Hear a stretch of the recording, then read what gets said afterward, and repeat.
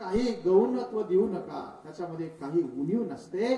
तर अत्यंत या ठिकाणी याच कार्यामध्ये भगवत सेवेला अर्पित होऊन, आणि ही सेवा आपली नसून देवाचीच आहे या भावनेनं ते काम करायचं आहे. हा सावता महाराजांनी जगाला सिद्धांत दिला. नैष्कर्म्य सिद्धांत हा जगाला सावता महाराजांनी दिला. कार्यामधली निष्कामता कशी असली पाहिजे, कार्यामध्ये कुठंही काम करत असताना हे काम माझं नसून देवाचं आहे या भावनेनं करायचं आणि त्याच्यामध्ये निष्कामता ठेवायची. हा नैष्कर्म्य सिद्धांत जगाला सावता महाराजांनी दिला. शेती केली.